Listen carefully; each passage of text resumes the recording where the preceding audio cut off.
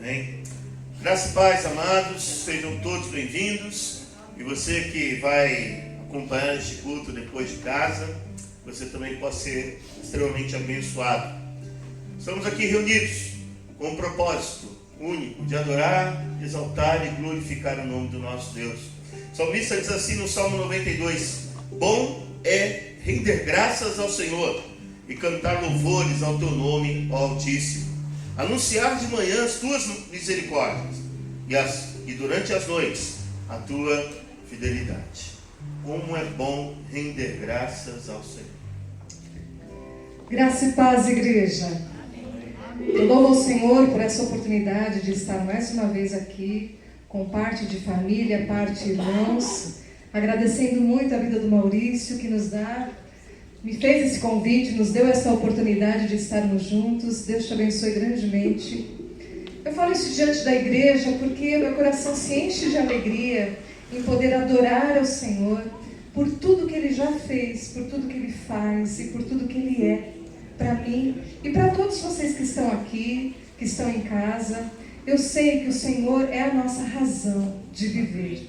Então eu te convido, vamos ficar em pé diante dessa palavra que o pastor acabou de dizer, de render graças ao Senhor porque Ele é bom.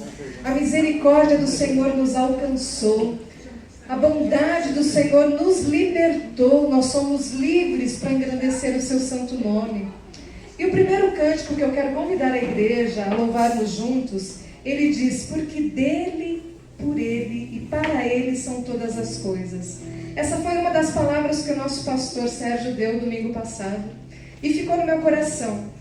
E aí eu falei assim: nossa, na primeira oportunidade eu quero louvar ao Senhor com a igreja e nós vamos declarar isso juntos. Amém? Vamos louvar ao Senhor.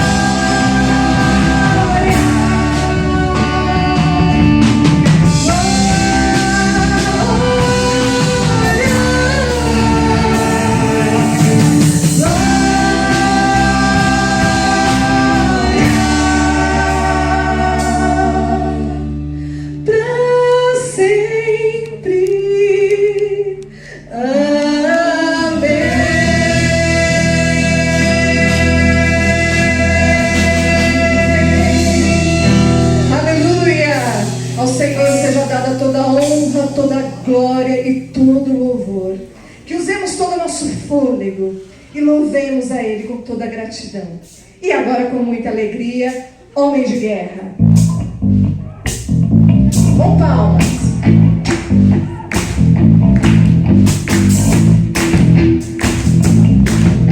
Ele que vem adiante de nós, Ele que vai adiante de nós.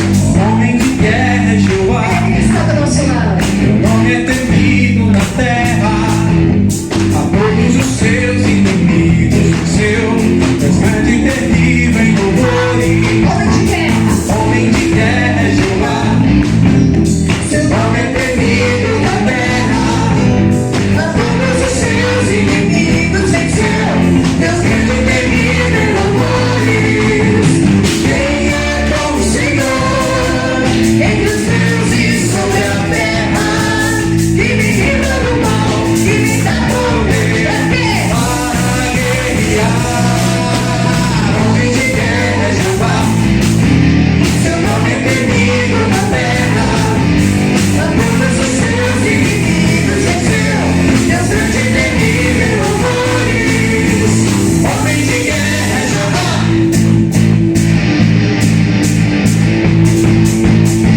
Aleluia!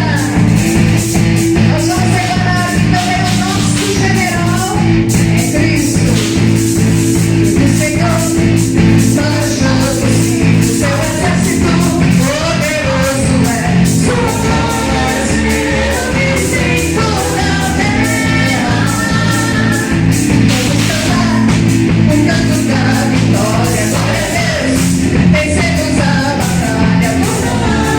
Toda a nós merecemos. O nosso general é Cristo. Seguimos os seus passos. Nenhum inimigo nos resistirá.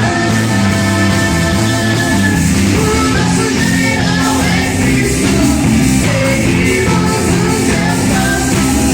Nenhum inimigo nos resistirá.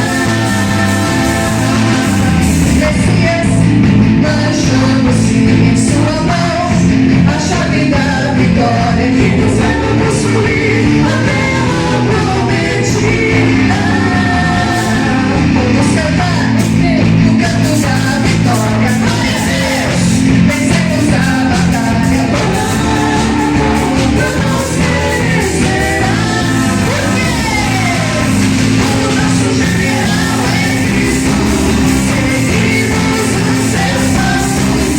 Nenhum inimigo nos resistirá. O nosso general é Cristo. Seguimos os seus passos. Nenhum inimigo nos resistirá. Nenhum inimigo nos resistirá.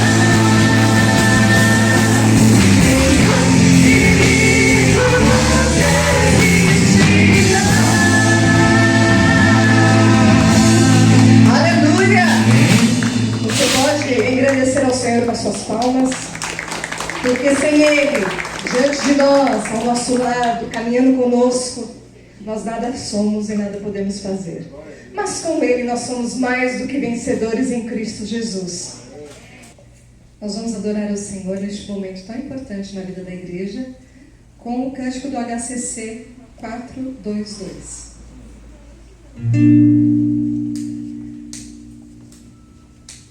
Como agradecer a Jesus o que fez por mim, bênção sem medida, vem provar o seu amor sem fim, nem anjos podem expressar a minha eterna gratidão. O que eu sou e o que vier a ser, eu ofereço a Deus. A Deus demos glória.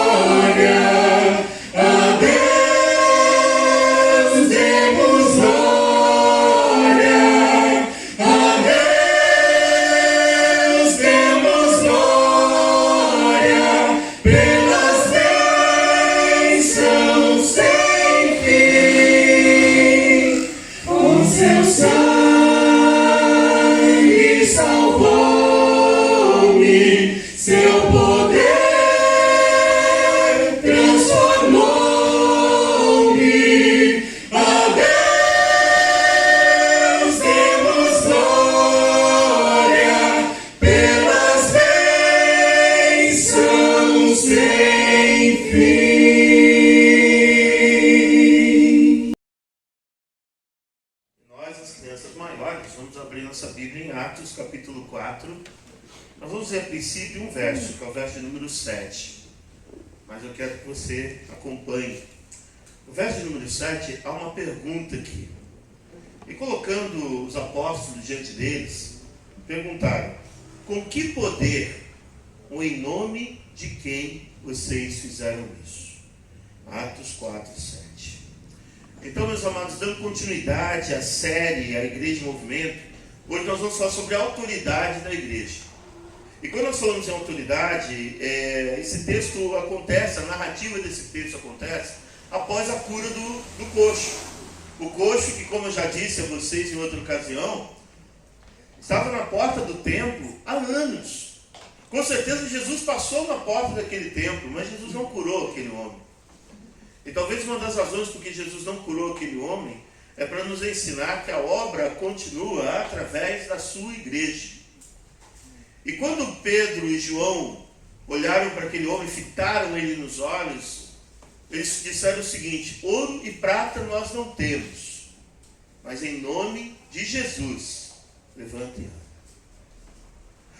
Pedro e João sabiam quem era a autoridade. Pedro e João sabiam quem é o dono da igreja. Pedro e João sabiam que a autoridade não estava neles, mas estava em Cristo. E por isso eles fizeram isso. Agora vem o Sinédrio, vem os judeus, e aqui no verso 1 diz: enquanto Pedro e João ainda falavam ao povo, chegaram os sacerdotes, o capitão do templo e os saduceus, ressentidos, porque os apóstolos estavam ensinando o povo e anunciando em Jesus a ressurreição dentre os mortos. Prenderam Pedro e João e recolheram ao cárcere até o dia seguinte, pois já era tarde. Notem que a cura do paralítico, a cura do coxo, levou Pedro e João para a cadeia. E talvez a primeira lição que nós aprendemos aqui, que nem sempre, ao fazer a vontade de Deus, ao fazer as coisas de Deus, você vai ser recompensado. Nem sempre, ao fazer aquilo que Deus mandou você fazer, as pessoas vão entender. Mas uma coisa é certa, eles sabiam por que estavam fazendo e para quem estavam fazendo. Pedro e João não estavam fazendo para ser reconhecido pelas pessoas. Pedro e João estavam fazendo para dar continuidade à missão da igreja. A igreja em movimento. Pedro e João foram ali porque eles queriam que a graça de Deus chegasse até aquele coxo. E volto a dizer, nem sempre você vai fazer as coisas e as pessoas vão reconhecer. Por isso, quando fizer, não faça esperando reconhecimento de ninguém. Porque nós fazemos não para homens, fazemos para Deus. Tudo que você fizer, que a tua mão direita fizer, a esquerda não sabe. Não faça as coisas e saia anunciando: eu fiz. Faça e diga: Senhor, obrigado por que eu pude fazer. Vamos louvar? Vamos cantar? Que louvor não é só a música, mas vamos cantar? Vamos cantar para Deus. Vamos orar? E sabe por quê, irmão? Sabe por quê que muitas vezes as pessoas não se dedicam à oração? Porque oração não é algo que as pessoas veem. Uma vez, eu coloquei lá, teve uma situação nas redes sociais, e eu coloquei para o rapaz lá que ia orar por ele. Ele falou: olha, se eu for para a prisão, não precisa orar por mim não. Eu falei: olha, alguma coisa que você não pode impedir é que eu ore por você. Você pode até não querer, mas eu vou orar por você. Não por birra, não é por isso, mas é porque a oração é um dos maiores atos que nós podemos fazer na vida de alguém. Você quer declarar amor a alguém? Ore por ele. Você quer dizer para alguém: olha, eu gosto de você? Ore por ele. Porque a oração, ela tem um poder tremendo. E uma das coisas que o inimigo das nossas almas quer que você desista é de orar. Nesse mundo pragmático que nós estamos vivendo hoje, de tudo é ação, a Bíblia nos convoca à oração. Jesus nos convoca a orar. Ah, pastor, mas já orei. Amém. Você já fez isso? Continue.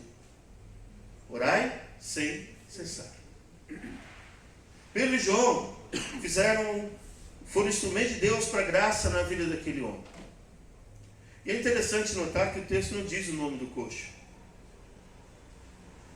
mas prenderam Pedro e João por causa do milagre. O verso que lemos anteriormente, verso 7, é a pergunta feita pelos apóstolos, aos apóstolos, pelos líderes judeus. Com que poder ou em nome de quem vocês fizeram isso? Aqueles homens, ao invés de estarem alegres, jubilarem pelo livramento, começaram a questionar: em nome de quem vocês fizeram isso? Ou com que poder? Porque havia também os magos feiticeiros, havia algumas situações. Eles são questionados pela autoridade do judaísmo. Versos 5 e 6 diz assim: no dia seguinte, as autoridades, os anciãos e os escribas se reuniram em Jerusalém com o sumo sacerdote Anás, com Caifás, João, Alexandre e todos que eram da linhagem do sumo sacerdote. Eles se reuniram para poder questionar Pedro e João. A nata do Sinédrio se reúne, porque Caifás era o sumo sacerdote no momento. Eles se reúnem para questionar João e Pedro. Eles sabiam que eram homens iletrados. Quando a gente fala iletrados na Bíblia, não é analfabeto. Eram homens que não tinham não eram doutores da lei. Eles conheciam a lei, porque todo menino judeu com 7 anos já tinha que conhecer a Torá. Não eram analfabetos, mas eram homens rústicos. Eram pescadores, não eram homens da casa dos profetas. Eles são questionados. E ao ser questionados, é interessante observar que Lucas, ao registrar, diz o seguinte: a palavra que eles usam aqui, para se referir a esses homens, a palavra que Lucas usa é a palavra arcon, de governo, líder, ou seja, uma autoridade apenas humana. Aqueles homens eram uma autoridade humana que vem questionar o que estava acontecendo. Mas ao perguntar aos apóstolos, é interessante que eles não usam a mesma palavra, mas eles usam uma palavra maior, eles usam uma palavra dunamis. De onde vem essa dinâmica? De onde vem esse poder? De onde vem essa autoridade, essa habilidade, essa capacitação para realizar milagres? Quem deu a vocês isso? Quem deu a você, Pedro, essa autoridade? Quem nomeou você líder aqui? Que quando Jesus conversou com Pedro, o próprio Pedro resistiu. Lembra? Quantas vezes Jesus falou com Pedro? 1, 2, 3. Na terceira, Pedro responde: Senhor, tu sabes todas as coisas. Não foi Pedro que escolheu ser líder. Foi Jesus que colocou Pedro como líder. E aí, esses homens, eles questionam, porque eles não conseguem entender como que pescador teve autoridade para curar aquele homem. Voltando um pouco mais, no capítulo 3, diz assim: Pedro e João estavam se dirigindo ao templo para a oração das 3 horas da tarde. Olha aí, oração. Estava sendo levado um homem coxo de nascença, que diariamente era colocado à porta do templo, chamada Formosa, para pedir esmolas aos que entravam. Ou seja, não era uma pessoa que ficou coxo, ele era coxo de nascença. Não foi ocasionalmente, todos os dias ele estava ali. E Pedro e João estavam fazendo o que eles faziam todos os dias, iam orar. Mas aquele dia foi um dia diferente. E a gente precisa aprender que Deus às vezes nos coloca para dias diferentes. E a gente precisa estar sensível à voz de Deus, e ouvir a voz de Deus e colocar em prática o que Deus manda. Pedro e João estão ali. E quando ele viu Pedro e João, que iam entrar no templo, pediu que lhes desse uma esmola. Verso 4, Pedro, fitando-o juntamente com João, disse: olhe para nós. Ele os olhava atentamente, esperando receber alguma coisa. Pedro, porém, lhe disse: não possuo nem prata nem ouro, mas o que tenho, isso lhe dou. E em nome de Jesus Cristo Nazareno, levante-se e ande. E o texto diz: e pegando a mão direita do homem, ajudou a se levantar. Imediatamente os seus pés e tornozelos se firmaram, e dando um salto ficou em pé, começou a andar e entrou com eles no templo, pulando e louvando a Deus. Olha que lindo. Eu fico imaginando aquela cena, as pessoas que já conheciam aquele homem, já viu aquele coxo ali, aí agora vem Pedro e João e diz: olha, ouro e prata nós não temos, mas em nome de Jesus levanta e anda. Qual foi a surpresa? Aquele homem que estende a mão esperando receber uma moeda, esperando receber uma esmola, mas ele recebe algo maior do que isso. Pedro e João foram instrumentos nas mãos de Deus. Eu e você somos instrumentos na mão de Deus para levar as boas novas do Evangelho, para curar não apenas fisicamente, mas principalmente espiritualmente. Quantos coxos, quantos aleijados espiritualmente estão aí? Quantas pessoas tateando e pensando que podem encontrar a Deus? Pensando que vai encontrar Deus num cristal, num jogo de búzio, numa cartomante. Quantas pessoas foram nesse final de ano às festas no mar para fazer oferenda e torcendo para que o barquinho não volte? Quantas pessoas colocaram cores para poder atrair coisas, né? Quantas pessoas preferem colocar a sua fé nessas coisas do que colocar no Deus Todo-Poderoso? Tateando, pensando que pode encontrar. Mas Pedro e João mostram que a autoridade deles não é uma autoridade humana. É interessante que eles reconheceram, esses homens reconheceram a autoridade dos apóstolos como algo que não era oriundo deles, algo que não vinha deles, mas de fora, algo espiritual, mas que eles não conseguiam entender. Porque o próprio Jesus disse que as coisas dele, as pessoas não podem entender. O mundo não vai receber, não vai entender, mas nós receberemos. Paulo vai dizer que as coisas de Deus são confusas e enlouquecem as pessoas. Porque quem é que nos leva a crer na palavra e no poder do Evangelho? É o Espírito Santo. Sem ele, como é que eu vou acreditar que o homem que morreu há 2000 anos atrás, num lugar, quando eu abro um noticiário, é só guerra? E esse homem morrendo há 2000 anos atrás lá em Israel mudou a minha história e muda a tua história. Por isso que Jesus vai dizer aos seus discípulos: não são vocês que convencem, mas é o Espírito Santo. É o Espírito que nos convence do pecado, da justiça e do juízo. É o Espírito Santo que faz com que eu entenda a minha situação espiritual e que busque no Senhor a resposta para essa situação espiritual.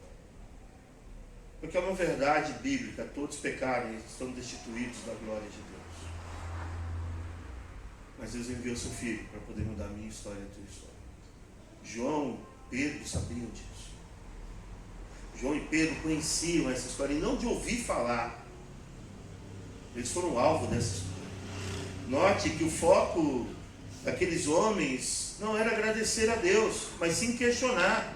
Não era se alegrar com que foram curados, e sim questionar como ele foi curado. A narrativa, então, se dá em torno da questão da autoridade. Com que autoridade vocês fizeram isso?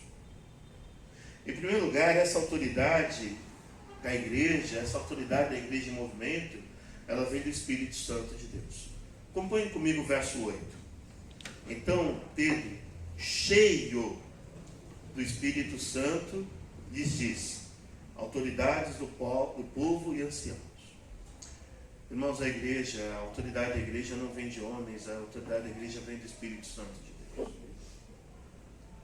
Mas infelizmente hoje, como diria A.W. Tozer no seu livro A Tragédia da Igreja, uma das grandes tragédias da igreja é que o Espírito Santo hoje tem sido colocado de lado.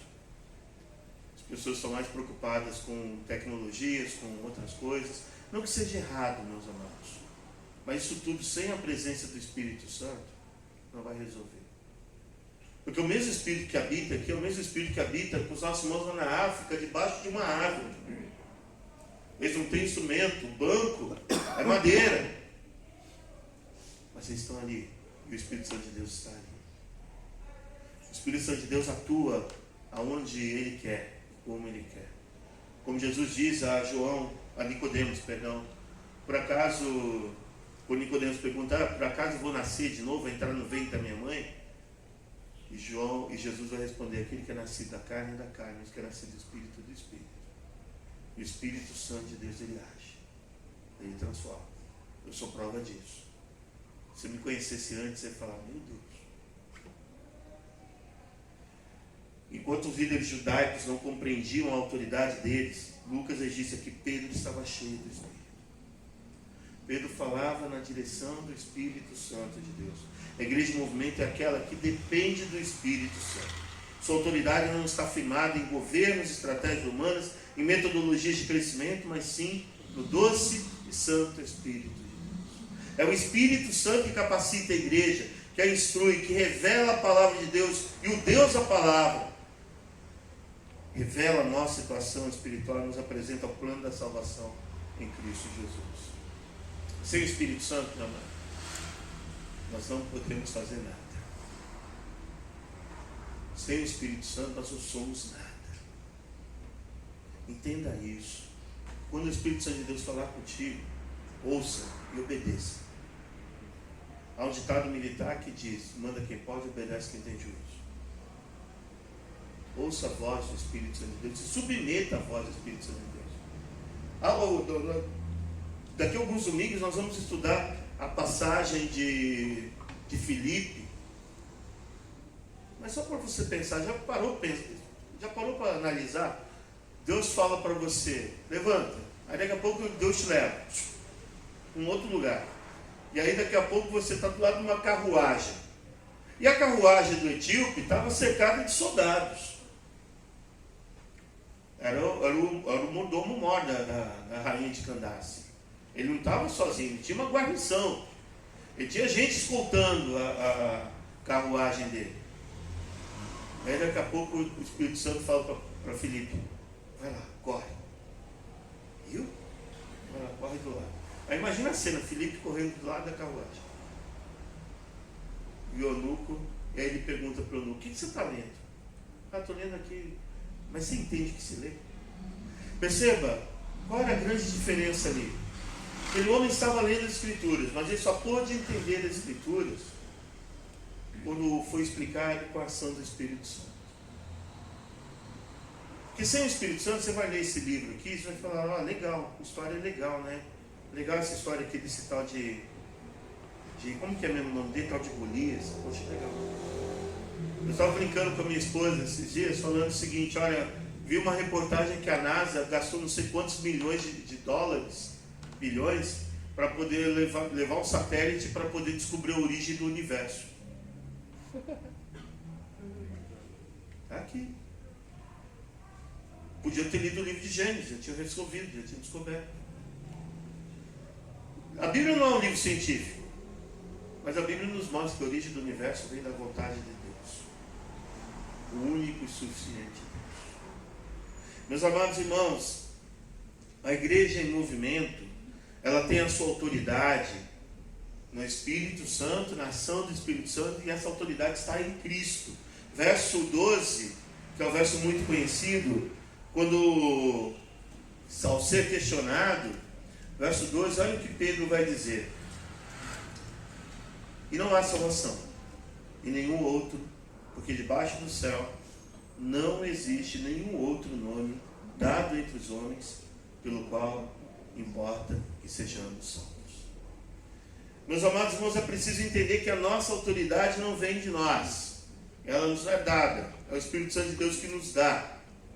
E essa autoridade, nós recebemos pelo sacrifício de Jesus e no nome de Jesus. É o nome que transforma vidas, é o nome que liberta vidas. A igreja de movimento, que é capacitada pelo Espírito, sabe que o seu fundamento não está em homens, mas o Cristo que foi rejeitado, a pedra angular. No verso 11, Pedro vai dizer o seguinte: esse Jesus é a pedra que vocês, os construtores, rejeitaram, mas ele veio a ser a pedra angular. E a pedra angular é a pedra que sustenta toda a construção. A pedra que sustenta a igreja não é o templo, não é o pastor, não é a teologia, mas é Cristo. Ele é a pedra angular. Por isso eu volto a dizer algo que eu já disse aqui, alguém ficou ofendido. A única pessoa que não pode faltar aqui é a pessoa da Trindade. Eu, você, cada um de nós aqui somos dispensáveis. Se você não quiser fazer, Deus vai levantar outro para fazer. Mas você tem a oportunidade de fazer? Faça. E faça o seu melhor. Porque você não está fazendo para homens, você não está fazendo para ser reconhecido por homens, você está fazendo para Deus. Meus amados irmãos, perceba que Pedro não chama para si a glória, e sim somente para Jesus. Pedro responde aos líderes judeus da seguinte maneira, verso 10: saibam, senhores todos e todo o povo de Israel, que em nome de Jesus Cristo Nazareno, a quem vocês crucificaram e a quem Deus ressuscitou dentre os mortos, sim, em seu nome é que está curado na presença de vocês. Pedro poderia fazer como alguns medalhões fazem hoje. Eu fui o cara que curei. Foi aqui na minha igreja que ele foi curado. Se não fosse aqui, não teria cura. Percebe a diferença? Pedro não disse, olha, eu sou o cara. Ao contrário, Pedro diz, foi em nome de Jesus, aqueles que vocês rejeitaram, aquele que vocês não aceitaram, aquele que vocês não reconheceram, é nele, e por ele, e para ele. Nada deve ser feito pensando em nós mesmos. Sabe por quê, irmãos? Porque quando nós exaltamos o nome do Senhor, quando a glória do Senhor é manifestada, nós já recebemos uma bênção. Nós somos abençoados. Por isso que o texto de Lucas 6 que eu li no começo, no momento da ministração do dízimo, ele não fala apenas de dinheiro. Ele fala do meu relacionamento com Deus. Dá e dá-se-vos-á, boa medida, sacudida, recalcada e transbordante. Porque com a mesma medida que você medir o teu próximo, medirão você também. Se você é aquele que fica olhando pro Miguel e fica falando, esse menino não vale nada. Sabe o que vai acontecer? Vai ter alguém olhando para você e falando, né? Essa menina não vale nada. A mesma medida com que você medir, desmedirão você também. Então tome cuidado com o que você fala do teu irmão. Tome cuidado com como você age com o teu irmão. Se nós queremos amor, nós temos que manifestar amor. Há uma oração de Francisco de Assis, que depois foi transformada em São Francisco de Assis. Mas quando Francisco de Assis, que era um homem rico, abriu mão de toda a sua riqueza para poder servir ao Senhor e abriu uma das primeiras ordens mendicantes do século XIII, Francisco de Assis, ele fez a seguinte oração: Senhor, fazei-me um instrumento de paz. Onde houver ódio, que eu leve o amor. Onde houver angústia, que eu leve o perdão. Que eu e você possamos ser esses instrumentos de paz. Aqueles homens foram abençoados. Aquele coxo foi abençoado. Mas muitas vezes você vai estar fazendo bem e as pessoas não vão reconhecer. Pedro e João podiam falar, pô Jesus, tá difícil, né?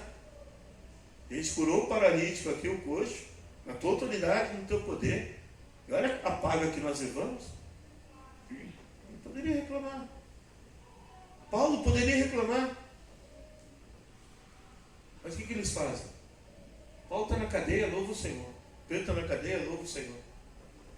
Faça tudo e louve o Senhor.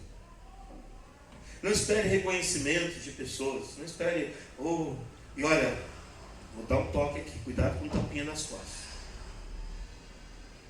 Cuidado com o tapinha nas costas. Quem foi que deu um tapinha nas costas de Jesus?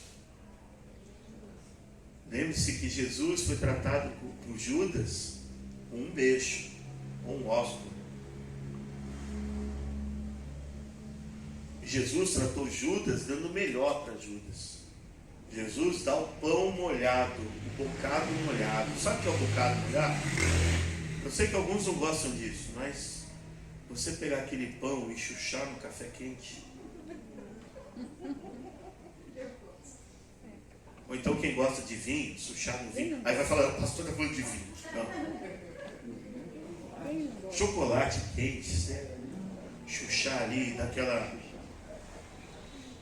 Tá a gente esperando aqui acabar o culto para cá para chuchar o pão. Vai ver como funciona. Jesus trata Judas dessa maneira. Jesus pega o pão, mergulha no vinho. No vinho. Você que fica aí falando, vinho da Bíblia é diferente. Vinho é vinho, gente.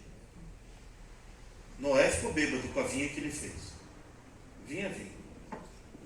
É claro que aí existem diferenças de categorias, de tipo de uva, etc. Mas vinha vinho.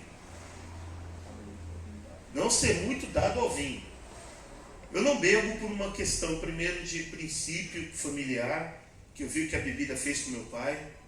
Meu pai era um alcoólatra, infelizmente.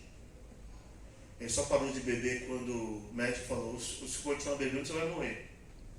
Mas mesmo assim, ele dava uma escapadinha e, quando ele ficava alegre demais, a gente já sabia, o velhinho tornou caldo.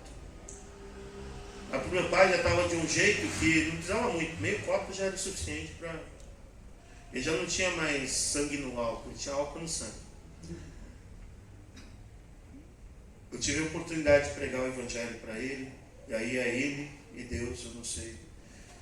Meu desejo é que chegar aquele dia eu possa encontrar. Eu não bebo porque aqui no Brasil a igreja evangélica brasileira sempre foi contra a bebida. E aí entra o negócio de testemunho. Se você vai comer carne vermelha, vai escandalizar o teu irmão, é melhor que não coma. Mas também não vou condenar ninguém que bebe. Não vou falar, você vai para o inferno. Mas eu fui pastor numa região muito complicada, que era Jardim Felicidade. Que tinha pessoas oriundas do álcool. E você sabe, o primeiro gole é complicado. Então, eu sempre vou ser a favor de que você não beba. Mas não vou condenar você se você beber. Você não vai para o inferno, não vai para queimado no tártaro. Mas tome só cuidado. Pense se isso realmente é tão importante para a sua vida. Tá? Mas voltando aqui, precisamos sempre lembrar que não fazemos da nossa autoridade, não na autoridade de homens, mas sim na autoridade de Cristo, no poder de Cristo, no nome de Cristo. A autoridade não é nossa, e sim dele. Há um hino no cantor cristão que diz: no poder de Cristo Mestre, minha vida salva está, do perigo que se cala, Ele poderá livrá-la, seu poder eterno sempre a susterá. A igreja, ela vive em movimento no poder do Espírito Santo de Deus, na pessoa de Cristo Jesus. Centrado em Cristo. Em último lugar, a autoridade da igreja, ela é reconhecida na comunidade local. Olha que interessante, acompanhe comigo aí verso 16.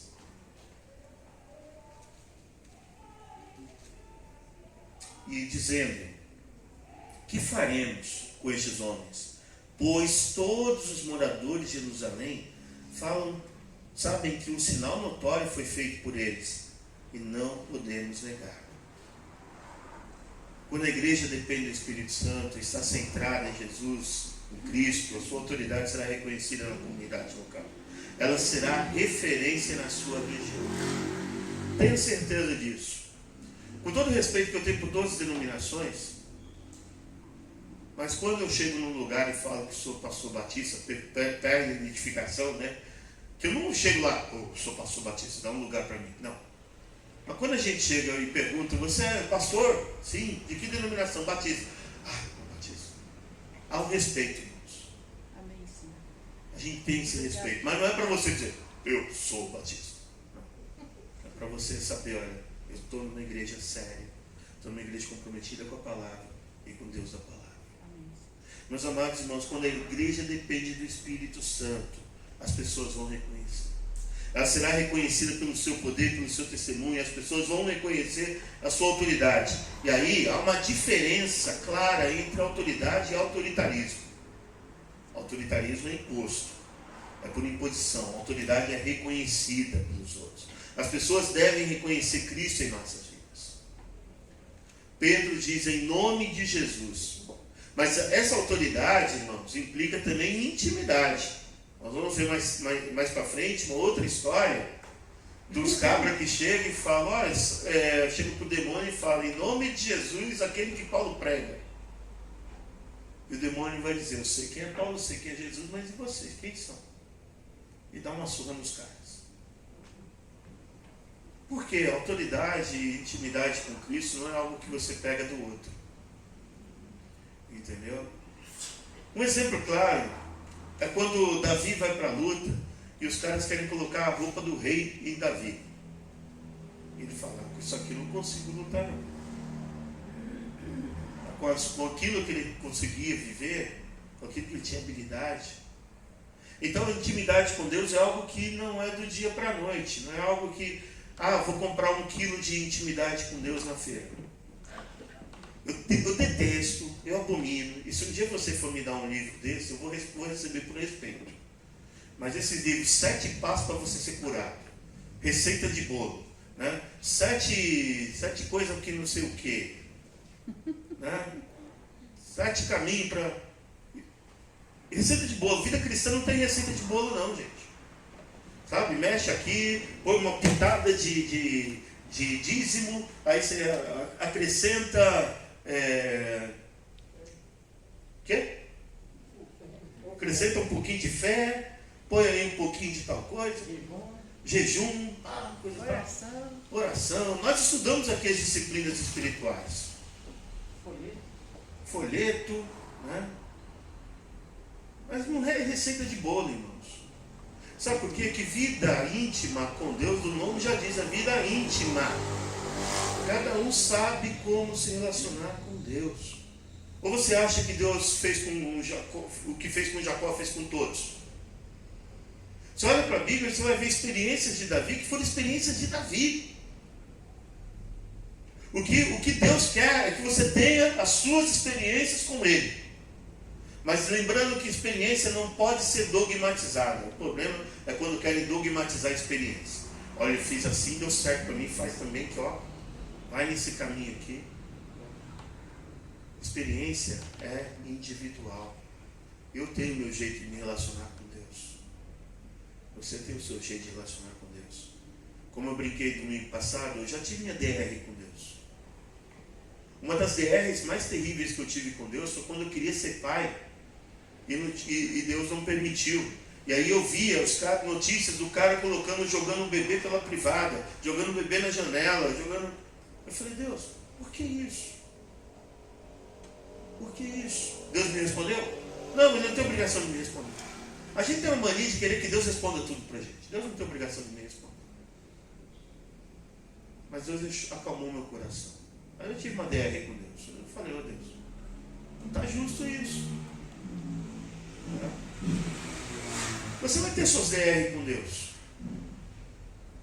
Você vai ter os seus momentos no deserto que vai estar só você e Deus. Você vai falar, e aí? Mas nesse momento você precisa saber primeiro quem é o teu Deus e por que você serve a Deus. Meus amados irmãos, a igreja ela é reconhecida pela sua autoridade, pela sua intimidade com Deus, pelo seu caminhar com Deus. Por isso eu quero propor a você, caminhe com Deus. Tenha o seu a sós com Deus. Vai para o teu quarto, ora. Pastor, tão difícil na minha casa. Vai no parque. Vai na praça. Vai, entra. Aqui, quando a gente quer alguma coisa, a gente faz, gente. Quando a gente quer alguma coisa, a gente faz. A gente vai lá, a gente dá um jeito. Por quê? Isso me interessa. Eu gosto de uma frase do Mário Sérgio Cortella. Quando a gente fala que tem prioridades, a gente já está errando. Que prioridade é uma palavra que deve ser no singular. Você tem que ter uma prioridade. Se você tem uma lista de prioridades, não tem prioridade. Quando a Bíblia fala para mim e para você que Cristo deve ser a prioridade maior da minha vida, deve ser a prioridade, é isso. Buscar primeiro o reino de Deus, a sua justiça, as demais coisas serão acrescentadas. Deus vai acrescentar. No tempo dele, na hora dele, do jeito dele. Eu quero terminar dizendo a você, quando a igreja age na dependência, na capacitação do Espírito Santo, firmado na rocha que é Jesus e proclamando o Evangelho na autoridade de Cristo, isso resultará em reconhecimento do Cristo em nós. As pessoas vão reconhecer Cristo na tua vida. As pessoas vão querer saber quem é esse Cristo que está atuando na tua vida. Verso 21 diz assim: depois, ameaçando-os, mais ainda, os soltaram, não tendo achado como os castigar por causa do povo, porque todos glorificavam a Deus pelo que tinha acontecido.